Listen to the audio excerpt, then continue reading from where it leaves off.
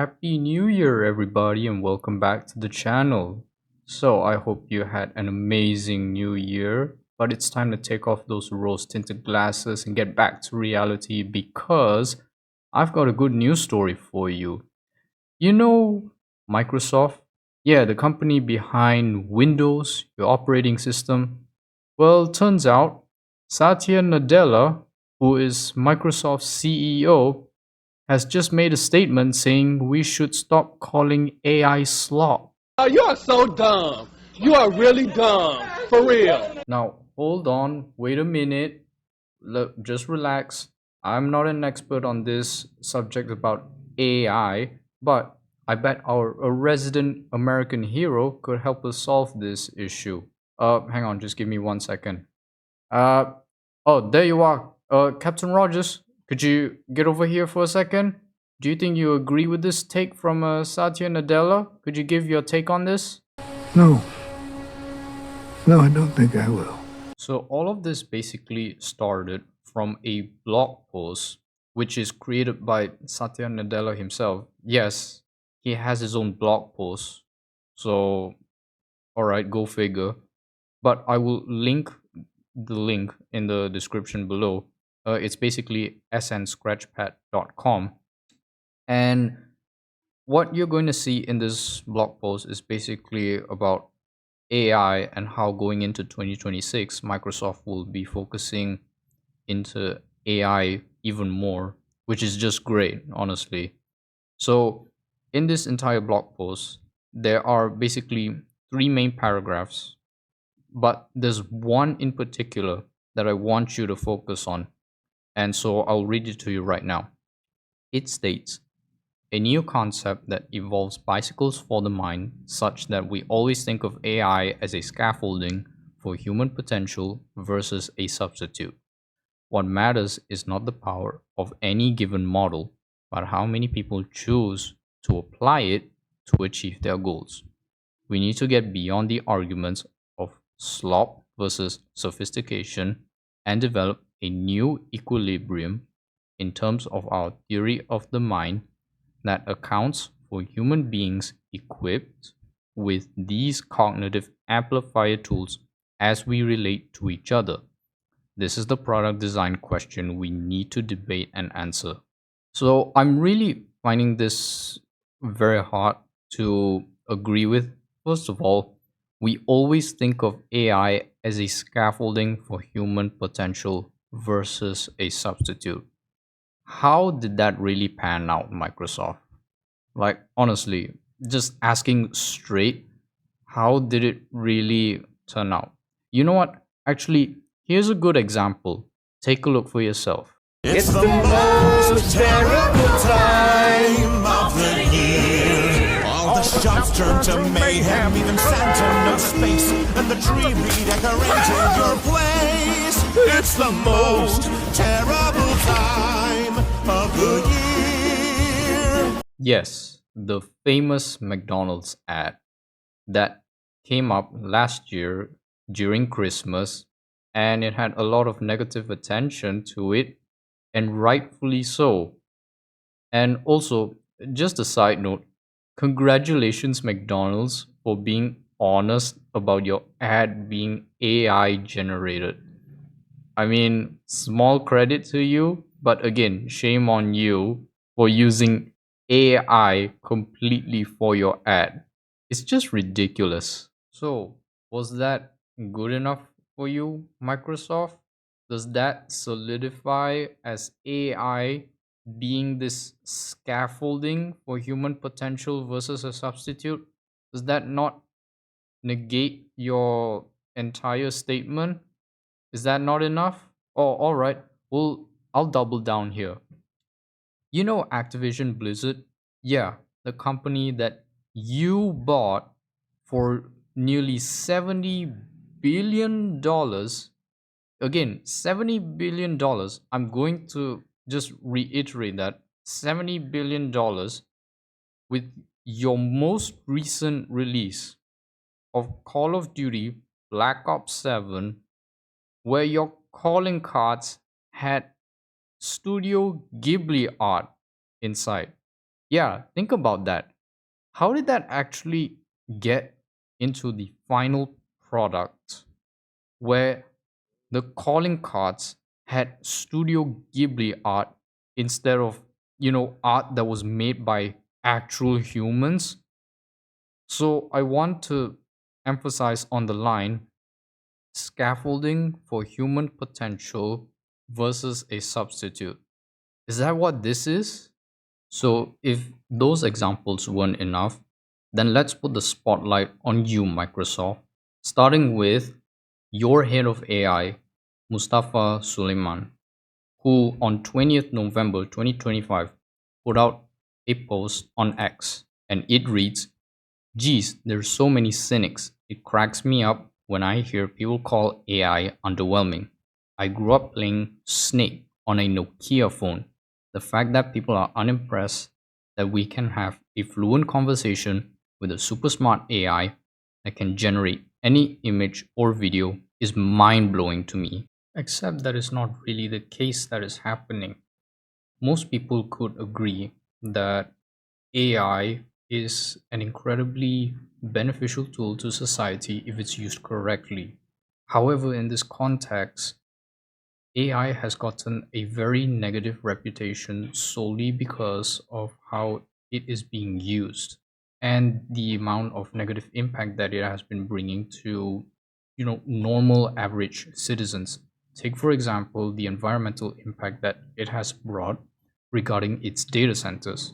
So I'm going to show you an article from the Environmental and Energy Study Institute, which is titled Data Centers and Water Consumption.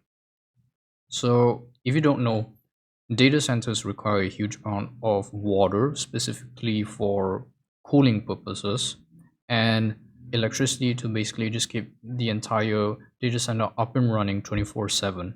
And here are some highlights about this. Data center developers are increasingly tapping into fresh water resources to quench the thirst of data centers, which is putting nearby community at risk. Large data centers can consume up to 5 million gallons per day, equivalent to the water use of a town populated by 10,000 to 50,000 people. With larger and new AI focused data centers, water consumption is increasing alongside energy usage and carbon emissions. And that is just water consumption. We haven't even gone into electricity itself.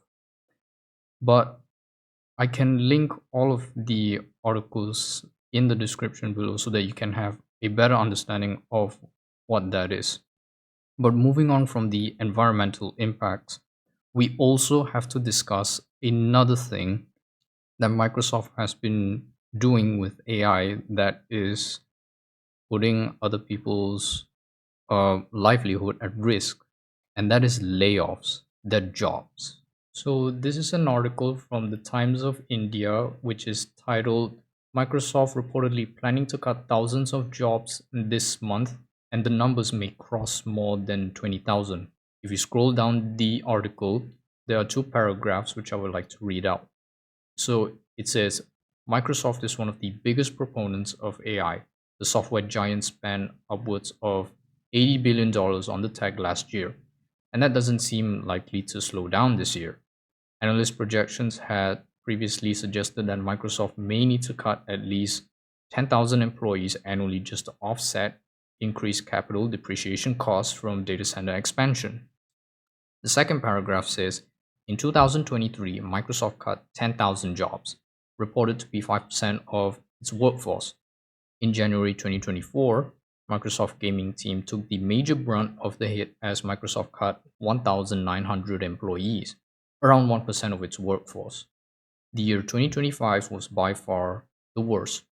In January 2025, the company cut off slightly less than 1% of employees, claiming them to be performance related job cuts. More jobs were cut in May, which is 3% of the workforce was cut that month, and an even bigger number in July when Microsoft removed another 4% of its employees. In all, Microsoft cut more than 15,000 jobs across several rounds in 2025. In total, These were likely Microsoft's largest round of layoffs since the elimination of 10,000 roles in 2023. So, Microsoft's investment in AI is not putting them in good faith, as we've already covered the negative impacts that it brings to the environment and the layoffs that it has brought. But let's discuss one of the biggest things that Microsoft's investment in AI, which is putting them in a bad look. And that is regarding their operating system, which is Windows, specifically Windows 11. Now, if you know nothing about the news of Windows 11, let me just get you up to speed. So, last year around October, Microsoft confirms that Windows 11 is turning into an agentic OS. So, basically, Windows 11 gets yet another feature with the Copilot tag in it. But this time around, it might be the most powerful and profound feature that can potentially change how we use Windows PCs. And Microsoft calls it Copilot Actions. Now, Copilot Actions isn't actually new. Microsoft announced it back in May, but it was available only on the web version of Copilot. So, just to clarify with you, what is an agentic OS? An agentic OS is still an operating system, but it supports and coordinates AI agents that can think, plan, and execute tasks on behalf of its users. The OS here acts like a platform that provides these AI agents access to apps and services that we use. Microsoft's implementation of this is done through an open standard called the Model Context Protocol, or MCP, which was officially introduced by Anthropic in November 2024. However, here's the problem that most people have with Copilot being integrated so heavily into Windows 11 and thus making it an agentic OS is that nobody asked for this feature. So I want you to look at an article from Windows Latest, and it's titled Microsoft Yanks Copilot Ad After AI Fails at a Basic Windows 11 Task Grandma Could Spot, which is just an amazing title to begin with. I hope this, writer gets a raise. And so let's dive into it. In an interesting turn of events, Microsoft has deleted a Copilot ad which they collaborated with a tech YouTuber from the official Windows page on X. After Windows latest and the community notes on X reported on the clear mistake the AI made in the video, Microsoft posted a social media video campaign with Your Average Consumer, who is the YouTuber that they partnered with, featuring the YouTuber asking Copilot's help to make the text on their screen bigger. However, Copilot fumbled twice. First, when it chose the wrong option to change text size, and then it recommended the wrong size for the text, forcing the user to choose on their own. Following the initial hate comments that Copilot ads usually get, some users pointed out the mistake that Copilot made in the video.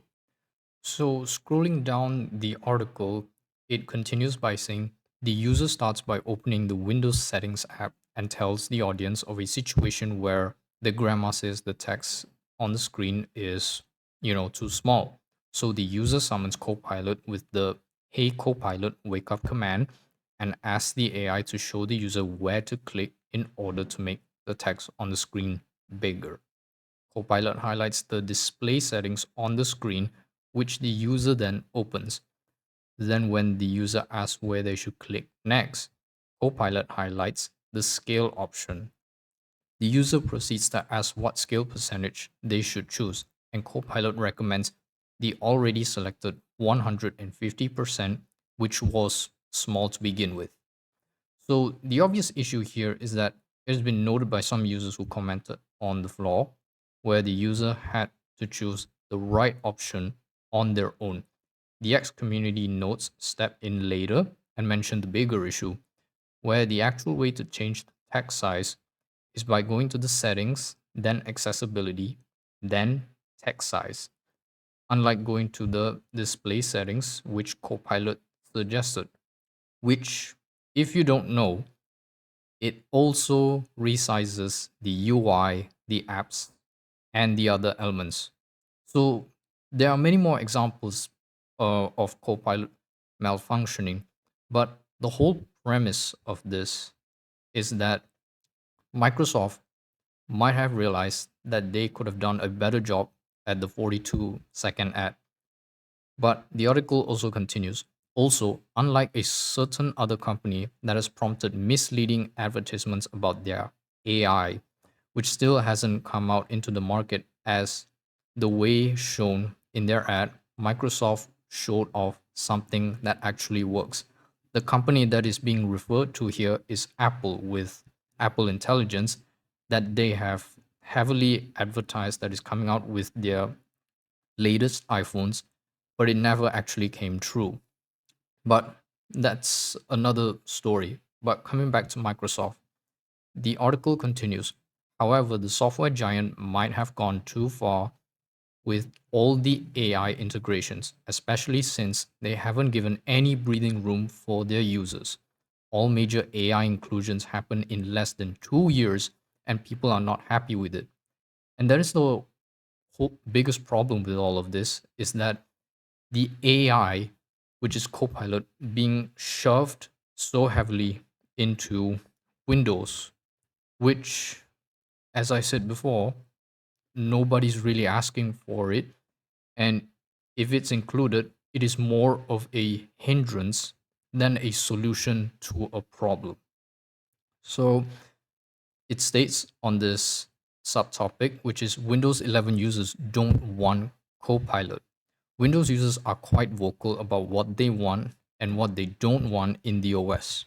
Unfortunately for Microsoft, their agentic OS push isn't going well with their users. Microsoft's Windows chief recently made a post on X about Windows evolving into an agentic OS, but the comments under the post were so hostile that the executive was forced to log any other replies. So, that being said, Microsoft is still continuing its pursuit to turn Windows into an agentic OS, starting with bringing agents into the taskbar. But even if you try disregarding all of the problems that Microsoft Copilot is having with, being integrated into Windows 11, the core problem for Windows 11 is just as big as anyone could have expected. If you want to know more about the topic, I suggest checking out three YouTubers that I absolutely recommend. One of which is Rob Braxman Tech, who is an internet privacy guy, and he's also a public interest technologist. And furthermore, he was also a Windows developer. The next YouTuber I suggest checking out is Garrett Crespo, with the video titled Microsoft Broke Windows, with the bracket Windows 11 rant, and also a gaming YouTuber called Yongya, who made a video about how Microsoft is having just such a bloated and buggy mess with Windows 11. But I'm just going to give you like the short summary of why Windows 11 is getting all of this hate. So this is from a Reddit user called ALH840001, who posted a thread 8 months ago. And it reads, Windows 11 demands newer CPUs, TPM 2.0, and secure boot, making many otherwise capable PCs ineligible for upgrade. This has frustrated users with relatively modern systems that run Windows 10 just fine. The taskbar is less customizable than Windows 10. You can move it to the top or sides of the screen, and drag and drop functionality was initially removed, though partially restored later. The right click menus are now split into a simplified version and a show more options submenu, adding extra clicks and slowing down workflows. And then one of the biggest problems that Windows 11 has, which has frustrated many users who are installing Windows, is Windows 11 Home requires a Microsoft account and internet connection during setup, removing the option for a local account unless you use workarounds. But recently, many users have just decided to not do the extra steps because it is such a hassle, and therefore they would just make a Microsoft account, which Rob Braxman Tech would go in depth into why that is a problem, and that also poses a risk in terms of your privacy and security. So, if you add all of these problems together, it's clear that Microsoft investing so much into AI while ignoring all of the core problems that they have with their core operating system and this adamant insistence to keep putting AI into Windows, it begs the question, how is this going to be any more beneficial to the general populace? And with your statements for AI being a tool that provides the foundational scaffolding for human potential versus a substitute, it's clearly not working out at all. And all of these problems cumulatively has just produced one of the ongoing trends, which is Microsoft now getting the name Microsoft. And yeah, for all the wrong reasons, because of just how Microsoft has been aggressively pushing AI into their Windows operating systems.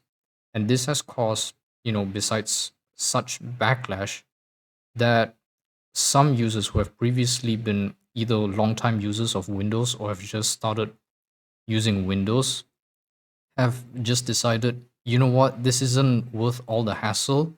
I may as well just go back to using Mac OS or even Linux, because at least in those operating systems, you can customize your PC however you want. Like, take for example, the obvious example is Linux, with so many distributions to choose from, each with their own specific purpose. You can choose any of the distributions that suit your needs. For example, like the Linux distro Bazite, which is an operating system for the next generation of gamers. Or if you're a cybersecurity person and you want to use it for pen testing and security purposes, there is always Kali Linux. If you're just coming into Linux and you want to learn more about it, the great place to start would be Ubuntu. Like, there's so many distributions that you can choose from. And what's even better about Linux is that it's open source and it's supported by the community. And it also has a feature for rollbacks. So you can choose like the specific versions of the Linux systems that you want. It makes perfect sense. It's giving you such freedom for you to have the type of software or the type of operating system feature that you want. You can personalize it in many different ways. That's what makes Mac OS and Linux in quite a high favor now as compared to Windows 11. So that's basically it, all I have for this video. If you liked it, be sure to drop a like, comment down below what are your thoughts about this whole debacle with Satya Nadella coming out, how we should stop calling AI slop. And until the next video, I'll see you guys next time. Goodbye.